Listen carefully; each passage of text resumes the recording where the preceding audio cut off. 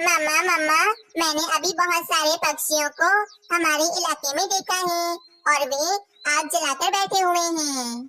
अरे वाह मेरे बेटे, क्या खबर सुनाई है तुमने? मतलब हमारा भोजन खुद चलकर हमारे पास आया है। अरे चील जी, मैं तो कहता हूँ कि हम अभी के अभी जाकर उन सब पक्षियों पर हमला कर देते हैं। पति जी सब्र रखो, हम जरूर उन पक्षियों पर जल्द हमला करेंगे। वहीं दूसरी तरफ सब पक्षी ठंडी के मौसम का मजा ले रहे होते हैं। अरे वाह वाह वाह, ये इतना मजे का गाजर का हलवा किसने बनाया है? कालू कवि, ये गाजर का हलवा मैंने बनाया है। अच्छा लगा ना तुम्हें? हाँ हाँ, बहुत मजे का है, मजा ही आ गया खाकर तो पक्षियों, जल्दी जल्दी हम ये सारा भोजन खा लेते हैं, वरना ये सारा भोजन ठंडा हो जाएगा। सब पक्षी मिलकर मजे से भोजन खाने लगते हैं। दूसरी तरफ बाजू चील पक्षियों पर हमला करने की तैयारियां कर रही होती है। चलो पति जी, चलकर उन पक्षियों पर हमला करते हैं, कहीं इससे पहले वे हमारे हाथ से न निकल जाएं। बेटा तुम यहीं घोंसले में बैठो, हम तुम्हारे लिए भी किसी पक्षी का मांस लेकर आ जाएंगे। फिर बाजू चील और उसका पति पक्षियों पर हमला करने चले जाते हैं। हाय रे, ये पहाड़ों पर चीलें कहाँ से आ गई? अब हम सब पक्षी नहीं बचेंगे। पक्षियों, अब तुम सबकी पिकनिक में खराब कर दूंगा और तुम सबको चुन चुन कर मार कर खा जाऊंगा। पति जी हंसना बंद करो और जल्दी से पक्षियों को पकड़ना शुरू करो। देखो चील, तुम दोनों यहाँ से चले जाओ, हम पक्षियों ने आखिर तुम दोनों का क्या बिगाड़ा है? बस चिड़िया, बहुत बहस हो गई, अब मैं तुम सब पक्षियों को नहीं छोड़ूंगी, बच सकते हो तो बचकर दिखाओ। बस फिर बाजू चील और उसका पति पक्षियों पर हमला कर देते हैं। अरे अरे मीनू चिड़िया, मुझे बचाओ, ये जालिम चील मुझे खा जाएगा। तोते देखो, लकड़ियों में आग लगी हुई है, चलो जल्दी जल्दी एक एक लकड़ी उठा लेते हैं और चीलों को आग से डराते हैं। तोता और मीनू चिड़िया आग लगी हुई एक एक लकड़ी उठा लेते हैं। भागो भागो यहाँ से, वरना मैं इस आग से तुम दोनों चीलों को जला दूंगी। भागो यहाँ से जल्दी। अरे पत्नी जी, भागो यहाँ से, वरना ये चिड़िया तो वाकई हमें आग से जला देगी। नहीं, ये बाजू चील इतनी जल्दी डरकर यहाँ से नहीं भागने वाली। चिड़िया, तुम्हें जो करना है वे करो, लेकिन तुम पक्षियों को अब मुझसे कोई नहीं बचा सकता। लगता है अब मुझे इन पक्षियों को बचाने के चक्कर में बाजू चील के परों में आग लगानी ही होगी, तभी ये चीलें यहाँ से भागेंगी।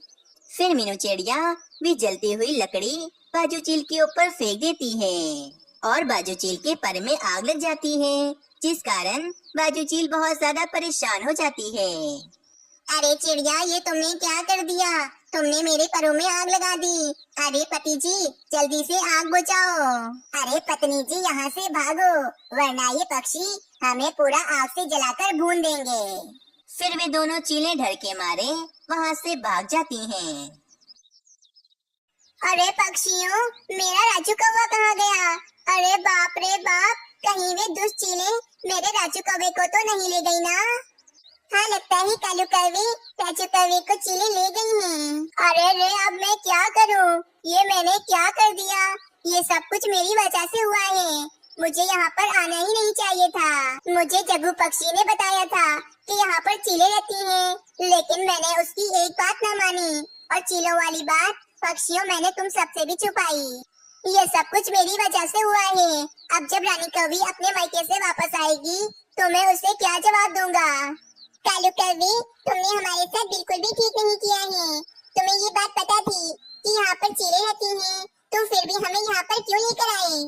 पक्षियों, बस मुझे तो बर्फबारी का मजा लेना था, इसीलिए मैंने तुम सब पक्षियों को कुछ नहीं बताया। कालू कौवी, तुमने जानबूझकर गलती की है और अब इस गलती की तुम्हें ठीक सजा मिल रही है। फिर सब पक्षी फौरन अपने जंगल के लिए निकल जाते हैं। जंगल में एक कालू कौवा रहता था। कालू कौवा बहुत ही ज्यादा अमीर था। कालू कौवे के पास अपना एक गंदम का खेत था और कालू कौवा अपने गंदम के खेत में गंदम जमा करके पक्षियों को बेचा करता था। कालू कौवे, हम सब जंगल के पक्षी रोजाना तुमसे ही गंदम खरीदते हैं, क्योंकि तुम्हारी गंदम बहुत ज्यादा ही ताजा होती है। परंतु कालू कौवे, तुम रोजाना इतनी सारी गंदम आखिर अपने खेत से कैसे तोड़ लेते हो? तो हाँ तोते, थक तो बहुत जाता हूँ, परंतु इसका कोई हल भी तो नहीं है ना? कालू कौवे, एक उपाय है मेरे पास। तुम किसी एक पक्षी को अपने गंदम के व्यापार में नौकरी पर रख लो, जो सारी गंदम जमा भी करेगा और हम पक्षियों को रोजाना गंदम दे भी देगा। अरे वाह मिट्टू तोते, ये उपाय तो वाकई बहुत ज्यादा ही अच्छा है। इस तरह मैं भी इतना ज्यादा नहीं थकूंगा और मेरा काम भी होता रहेगा। अगले दिन कालू कौवा अपने घर में बैठा होता है तो इसके पास एक छोटा सा कौवा आता है। कालू अंकल, मेरा नाम राजू कौवा है और मैं दूसरे जंगल से आया हूँ। मेरे बाबा बहुत बीमार हैं, इसीलिए मैं आपके पास आया हूँ। अरे बेटा राजू कौवे, मैं कोई वैची थोड़ी ना हूँ जो मैं तुम्हारे बाबा का इलाज करूँगा। नहीं नहीं कालू अंकल, बस मुझे आपकी गंदम के व्यापार में नौकरी चाहिए। आप जो बोलोगे मैं वे सब कर लूँगा। ठीक है बेटा राजू कौवे, कल से तुम काम पर आ जाना। मैं गंदम तोड़कर उन्हें पोटलियों में भरकर रख दूंगा। बस तुम्हें उन पोटलियों को पक्षियों को देनी है। ठीक है कालू अंकल, मैं मन लगाकर काम करूंगा और आपको कभी शिकायत का मौका नहीं दूंगा। अगले दिन कालू कौवा राजू कौवे को गंदम की बहुत सारी पोटलियां बनाकर दे देता है। राजू कौवे, ये सारी पोटलियां तुम्हें जंगल के सभी पक्षियों के घरों पर पहुंचानी है। फिर राजू कौवा दो दो पोटलियां लेकर पक्षियों को देने के लिए चला जाता है। सब पक्षियों को पोटलियां देकर राजू कौवा भोजन की पोटली लेकर मीनू चिड़िया के पास आता है। राजू कौवे, क्या तुम कालू कौवे के रिश्तेदार हो? नहीं नहीं मीनू आंटी, कालू अंकल तो मेरे कुछ नहीं लगते, बस मैं उनके पास नौकरी करता हूँ।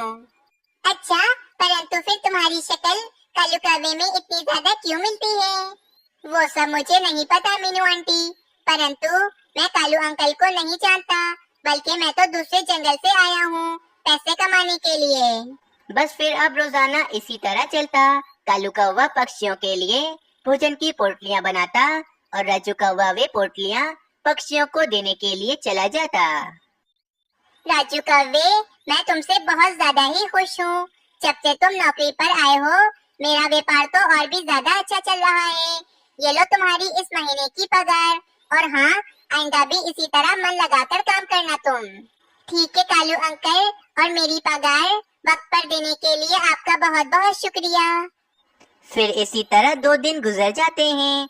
एक दिन राजू कौवा कालू कौवे के पास आता है। कालू अंकल, मेरे बाबा की तबीयत बहुत ज्यादा खराब है। मुझे थोड़े पैसों की जरूरत है, जिससे मैं उनके लिए दवाइयाँ खरीद कर लाऊंगा। राजू कौवे, मैंने तुम्हारी थोड़ी तारीफ क्या कर दी, तुम तो मेरे सर पर ही चढ़ गए। अभी 2 दिन पहले ही तो तुम्हें पूरे महीने की पगार दी थी, अब तुम्हें कोई पैसा नहीं मिलने वाला। चलो यहाँ से चले जाओ। राजू कौवा उदास होकर वहाँ से चला जाता है। अगले दिन राजू कौवा पक्षियों की सभी पोटलियों में से थोड़ी थोड़ी गंदम अलग कर लेता है और उन्हें झाड़ियों में छुपा देता है। मैंने पक्षियों की थोड़ी बहुत गंदम यहाँ पर छुपा दी है, शाम को लेकर जाऊंगा मैं। पक्षियों, मुझे माफ कर देना, परंतु इसके अलावा मेरे पास और कोई रास्ता नहीं है। फिर राजू कौवा रोजाना ही सभी गंदम की पोटलियों में से थोड़ी थोड़ी गंदम अलग करके अपने घर ले जाता था और बाकी पोटलियां वे पक्षियों को दे देता था।